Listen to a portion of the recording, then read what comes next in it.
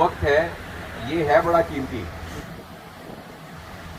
اور اگر ہم چاہیں تو اس تھوڑے سے محدود وقت کو پازیٹیولی استعمال کر کے یہ دنیا اور موت کے بعد کی آنے والی عبدالآباد کی دنیا کو پازیٹیولی انفلوئنس کر سکتے ہیں.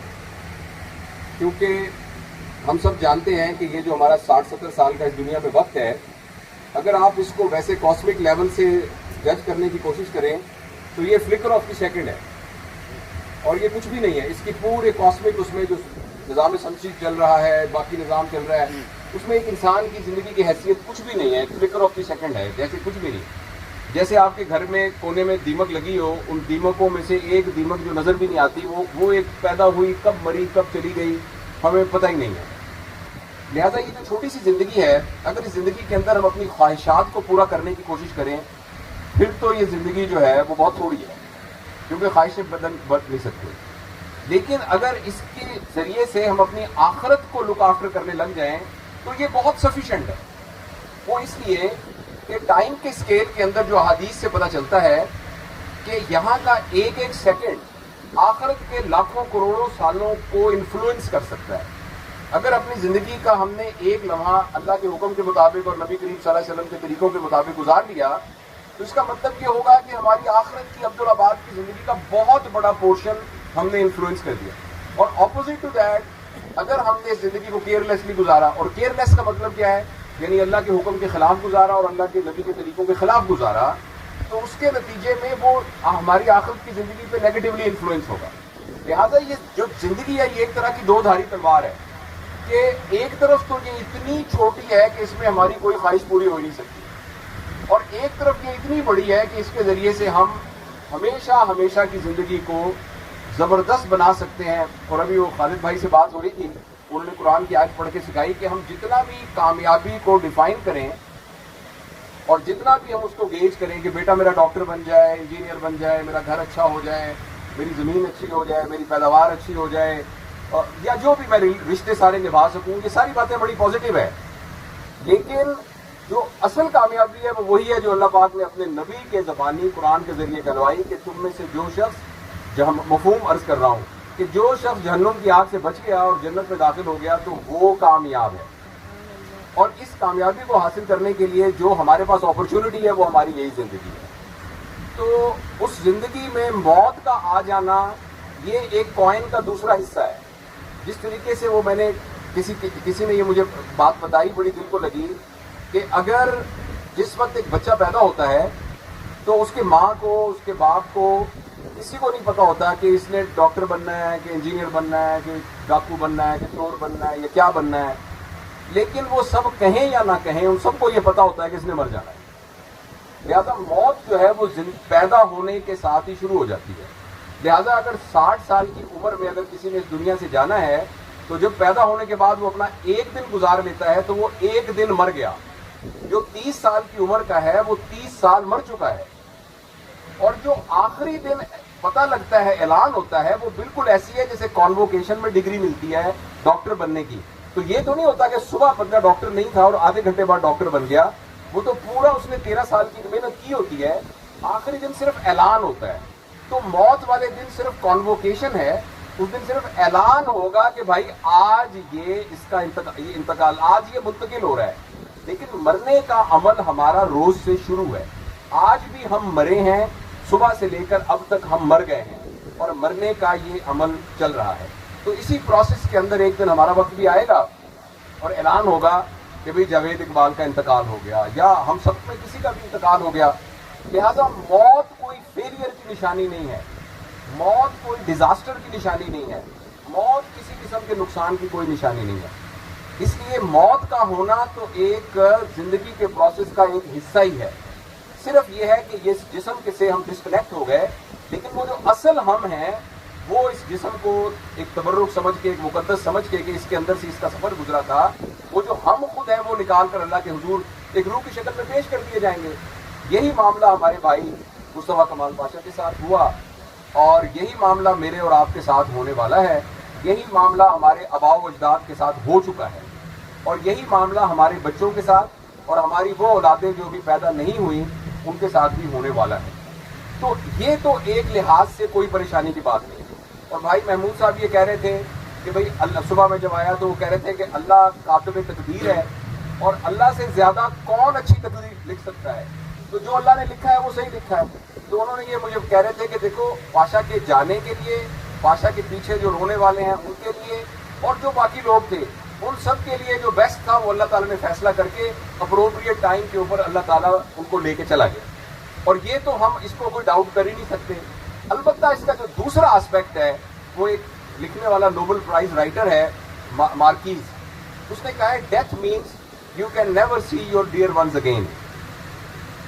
یہ اس انسانی جذبوں کے لحاظ سے اس کا دوسرا آسپیکٹ ہے کہ اب میں کبھی اس دفتر میں جاؤں گا تو کرسی میں پاشا نظر نہیں آئے گا، کبھی امتحان لینے جانا ہوگا تو وہ گاڑی میں میرے ساتھ نہیں بیٹھے گا، کبھی ایسے وہ پیار کر کے میرے ماتھے کو جو چومتا تھا تو وہ لمس نہیں اب مجھے ماتھے میں محسوس ہوگا، وہ جیسے مجھے گلے لگاتا تھا، جیسے اس کے بچے ہیں، اس کے بہن بھائی، اس کے دوست احباب، آپ سارے لوگ ہی اس محبت کے سارے اس کو جانتے ہیں کہ اب یہ نہیں ہوگا. تو میں یہاں آتا تھا کبھی تو دروازہ کھولوں گا کیسے پاشا نہیں نکلے گا. یہ جو ایک دکھ ہے یہ ہماری ایک انسانی فطرت، انسانی جذبہ، انسانی کمزوری سمجھ لیں یا ہماری ریلیشن شپ کی ایک وہ سمجھ لیں، اس کی وجہ سے ہمیں محسوس ہوتا ہے. لیکن ایک اللہ پاک کا نظام ہے کہ جو شخص یہاں سے مفید زندگی گزار کے جاتا ہے اللہ تعالیٰ اس کے لیے اس کی نشانیاں دکھا دیتے ہیں، اللہ تعالیٰ اس کی نشانیاں دکھا دیتے ہیں. ہمارے ایک دوست ہیں مجتبیٰ صاحب، پروفیسر غلام مجتبیٰ صاحب، تو ان کے بہت سارے اور علوم کے بارے میں بھی مختلف مشاغل ہیں. تو ہمیشہ وہ یہ کہا کرتے تھے کہ پاشا جو ہے وہ بادشاہوں والا ہاتھ لے کے آیا ہے، بادشاہوں والا.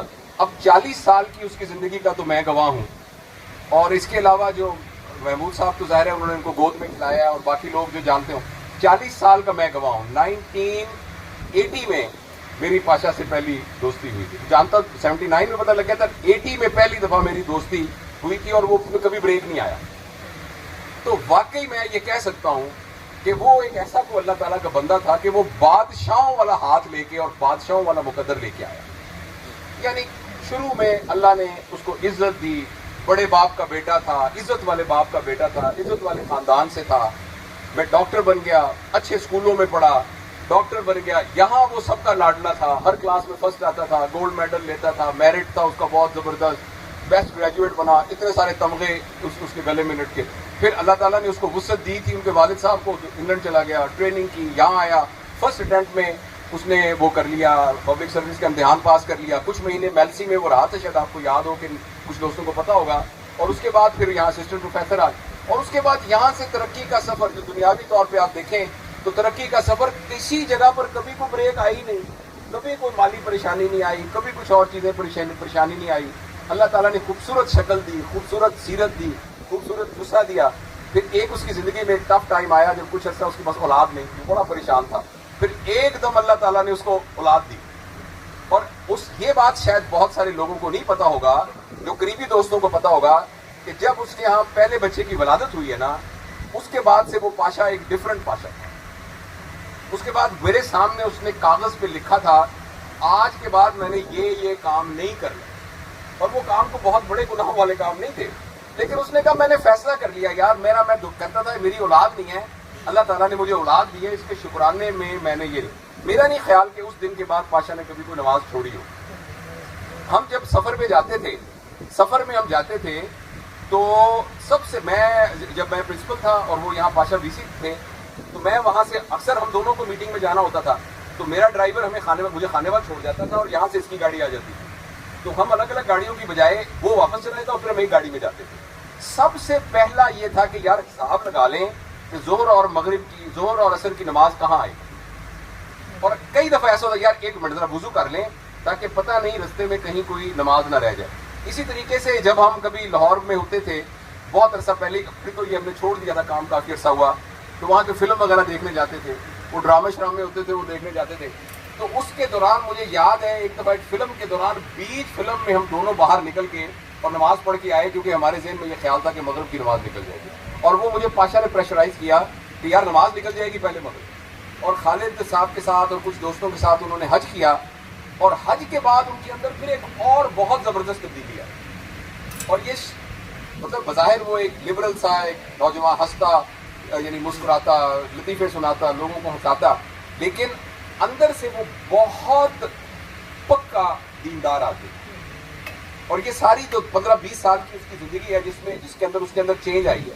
ہم ملک سے باہر گئے ہیں, بیچز کے اوپر بھی ہم نے اذان دے کے نمازیں پڑھی ہیں, شاپنگ پلازا کے اندر بھی کہ یار نماز پڑھنے پہلے نماز نہ کہیں نکل جائے, کوئی ایسے کوئی فنکشن ہے, کوئی بڑا ہے, تو اللہ تعالیٰ نے اس کو ایک دینداری اور یہ ساری چیزیں اس کو دی تھی. بس میں زیادہ وقت نہیں لوں گا, یہ ساری وہ یادیں ہیں. اور اچھا جو آدمی ہوتا ہے نا, بڑا, اس کی ایک بڑی نشانی ہوتی ہے, ہر بندہ یہ کہتا ہے یار مجھ سے بڑا پیار کرتا تھا. پاشا کا انتقال ہوا ہے, کچھ ایسے لوگ بھی ہیں جن کو میں جانتا ہوں کہ پروفیشنلی ان کا ڈفرینس آف اوپینین ہو سکتا ہے, کسی بات کے اندر ان کا ڈفرینس, لیکن کوئی بندہ بھی مجھے ایسا نہیں ملا جس نے آ کے یہ نہ کہو کہ یار پاشا کو میں بڑا پیار کرتا ہوں اور پاشا مجھے بہت پیار کرتا ہے. کوئی بھی بندہ مجھے ایسا نہیں ملا. اور یہ ایک اللہ کی اس نیک روح کی نشانی ہوتی ہے کہ ہر شخص کو یہ لگتا ہے کہ اس کا میرے ساتھ ہی سب سے زیادہ تعلق تھا.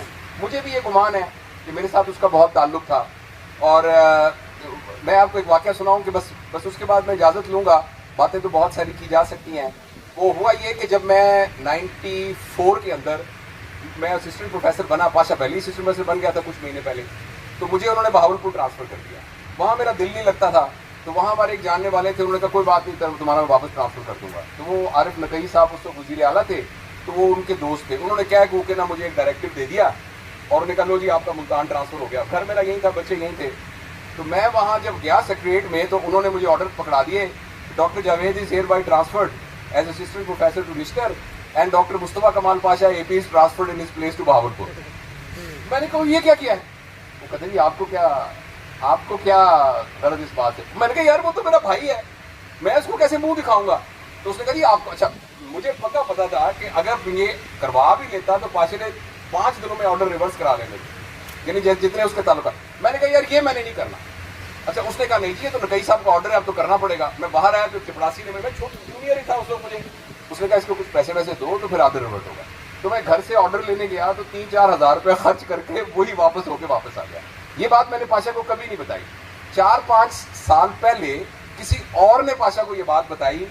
تو اس کے بعد ہم سفر میں ایک لاہور جا رہے تھے, تو ہم گاڑی میں بیٹھے, تو پاشا نے کہا یار مجھے کسی نے یہ بات بتائی ہے کہ تم یہاں اس وقت آئے نہیں تھے.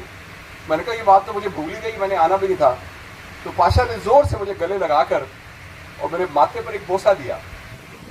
اس بوسے کا لمس ابھی بھی میرے ماتھے پر موجود ہے. اور اس طرح کی اور بہت سی باتوں کا احساس, اور وہ لمس, وہ محبتیں, وہ تعلق, وہ سارے کے سارا یعنی ہم سب کے دلوں میں محفوظ ہے. یہاں اللہ کے نبی بھی آئے, وہ بھی پردہ فرما کر چلے گئے. میں اور آپ کس کھاتے میں ہیں, ہم کس کھاتے میں ہیں, ہم سب نے بھی اس دنیا سے جانا ہے. اور صبح محمود بھائی بھی کہہ رہے تھے کہ میرا یہ یقین ہے کہ اللہ پاک, جب ہم کہتے ہیں کہ کسی کی کوئی ریپلیسمنٹ نہیں ہو سکتی, تو انہوں نے مجھے صبح کہا کہ یہ کیسے ہو سکتا ہے کہ اللہ کے پورے نظام کے اندر کسی کی ریپلیسمنٹ نہ ہو.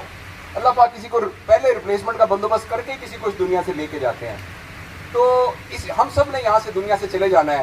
لیکن ایک بات ضرور ہے, حضرت عمر رضی اللہ تعالیٰ عنہ کا ایک قول ہے کہ دنیا کے اندر کچھ لوگ ایسے ہوتے ہیں کہ جب وہ دنیا کو چھوڑ کے جاتے ہیں تو زمین کا ٹکڑا شکر کرتا ہے کہ شکر ہے کہ اس سے میری جان چھوٹی. اور جو اس فضا میں جو خدا کی اور نورانی مخلوق ہے, وہ شکر کرتی ہے کہ اب اس کا سامنا نہیں کرنا پڑے گا. اور کچھ دنیا میں ایسے لوگ ہوتے ہیں کہ جب وہ چھوڑ کے جاتے ہیں تو زمین کے ٹکڑے روتے ہیں, اور وہ فضائیں روتی ہیں, اور وہ ہوا روتی ہے, اور وہ نورانی مخلوق روتی ہے کہ یہاں وہ اللہ کا بندہ چلتا تھا, یہاں وہ پھرتا تھا, تو اب وہ نظر نہیں آئے گا ہمیں. میرا اللہ تعالیٰ سے گمان ہے کہ مصطفیٰ کمال پاشا انہی لوگوں میں سے ہوگا جس کے لیے زمین کے ٹکڑے رو رہے ہوں گے, اور جس کے لیے وہ مخلوق رو رہی ہوگی. اللہ تعالیٰ اس کو غریق رحمت کرے, اور ہم سب کے لیے ایک مثال بنائے کہ ہم سب نے بھی ایک دن اسی طرح لوگ بیٹھے, ہمارے بارے میں بھی ہو سکتا ہے اگر ہم نے کوئی اچھا کام کیا ہوگا تو بات کر رہے ہوں گے. اس کی تیاری کا وقت ابھی ہے. اس کا تیاری کا وقت اس وقت نہیں ہے جب داڑھی کے بال سفید ہو جائیں, اس کا اس وقت نہیں ہے جب آدمی ریٹائر ہو جائے, اس وقت نہیں ہے جب تمام بچوں کی شادیاں کر دے. اس کا وقت ابھی ہے. جو پیدا ہونے والا ایک دن کا بچہ ہے اس کے لیے بھی آخرت کی تیاری کا وقت ابھی ہے, رائٹ ناؤ. اگر کوئی فیصلہ کرنا ہے تو ابھی کرنا ہے. اور وہ فیصلہ یہ ہے کہ ہماری زندگی کا ایک ایک لمحہ اس طریقے سے نہ گزرے جو ہمیں جہنم کی طرف لے کے جائے, بلکہ اس طریقے سے گزرے جو ہمیں اللہ کی خوشنودی, نبی پاک صلی اللہ علیہ وآلہ وسلم کی شفاعت, اس کے ساتھ ہمیں کامیابی کی طرف لے کے جائے. اللہ تعالی ہم سب کو اس طرح سے زندگی گزارنے کی توفیق دے جس طریقے سے اللہ کی ہمارے بارے میں چاہت ہے، جس طریقے کی نبی کریم صلی اللہ علیہ وسلم کی ہمارے بارے میں دعائیں ہیں اور نبی کی چاہت ہے، اور اللہ تعالیٰ ہمارے بھائی کو غریق رحمت کرے، جنت کے اعلیٰ درجوں میں مقام دے، اور اس کے بچوں کو، اہل و عیال کو، اور ہم سب اس کے اہل و عیال ہیں،